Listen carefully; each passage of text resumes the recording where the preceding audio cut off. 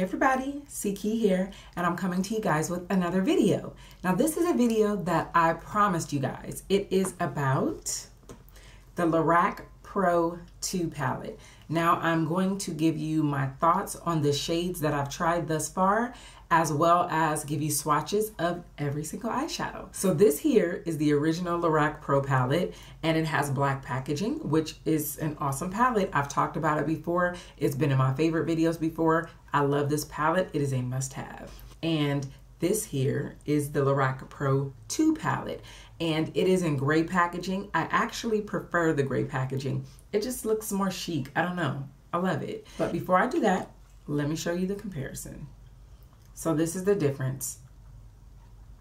This palette is more on the warm tone side, and this palette is more on the cool tone side. Now, does that mean that this palette doesn't have any warm tone shadows? I wouldn't say that, but if you are totally like against cool tone shadows, or you feel like they don't look right on your skin, then this is probably not the palette that you would want to get, being that most of them are cool tone. And as you can see, I've kind of like beat this one up, especially this color right here. And I think that's taupe. Yep. Now this palette thus far, and yes, it comes with a mirror just like the other one. I still have like the packaging on there. It says Lorac. And you know what? I'm gonna verify this, but I was told that the owner of Lorac's name is Carol, and so Lorac is her name spelled backwards. Like, that's tight, right? Maybe I should come up with like a line like that. Nada. So here we go. This color is the color Buff. And then this is the color Light Brown. This is Cool Gray. And this right here is Nectar. So Buff, I love. Light Brown, I love. And Cool Gray, I absolutely love that color. And then Nectar, I love it. So far, all four of these I have tried, and I really love the pigmentation, and I love the way they blend. The next colors we are going to talk about is Plum, right there, Navy, Charcoal, and Black. Whoa, that navy's serious. So let me show you what just happened before I show you the swatches. I barely touched Navy, and look at how I got all over the palette. That color is serious. There's Plum, there's Navy, there's Charcoal, and there is Black. Now, I have not used Plum yet. I have not used Navy, but now I'm dying to use it because the pigmentation is amazing. That swatch is ridiculous. And the color Charcoal I have used because I did a smoky eye with Charcoal and Cool Gray, and I really loved it.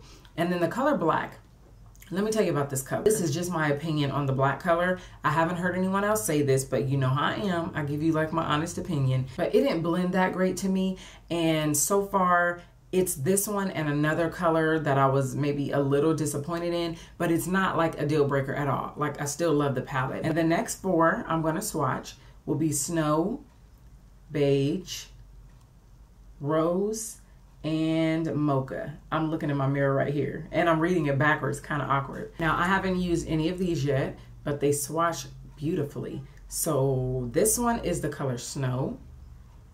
This one is the color Beige. This one is the color Rose, and this is Mocha.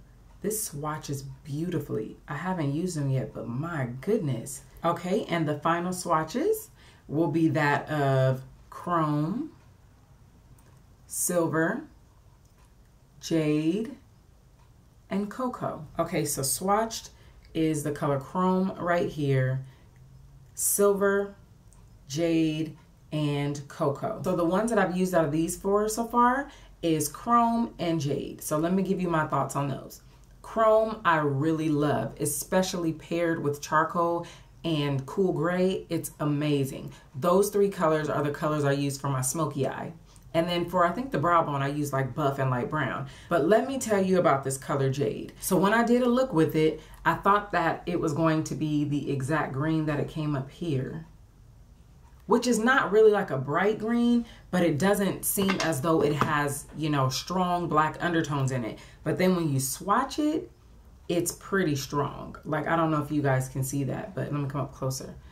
but when you swatch it, it's like a really deep green. And that just wasn't the look that I was going for. Not saying that this is like a horrible color at all, because the pigmentation is great. It's a beautiful color, but it doesn't look swatched and on your eyes as it looks in the pan. And that's it. This is a great palette. The pigmentation is great. You may have a little bit of fallout, but you know, I'm not afraid of fallout because I do my foundation last. I never do my foundation first, because if I have fallout, or if my liner acts crazy, or if I have a situation, I don't want to have to worry about messing up my foundation and having to like touch it up or whatever. So I always do my foundation last. So fallout does not scare me.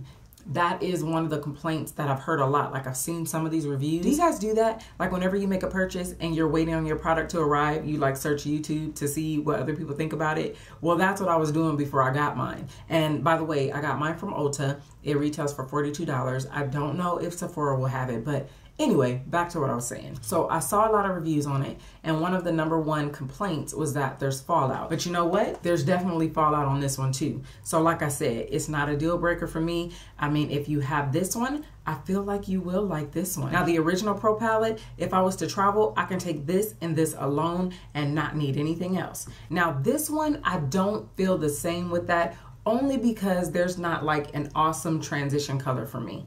Okay, there is light brown, but that's not really a deep transition color for me. Now, this palette has a couple of them. You have taupe, and then for your deeper skin tones, you have sable. And then if you want to deepen up your outer V, you have the color espresso. So this palette, I can take all by itself and not need anything else.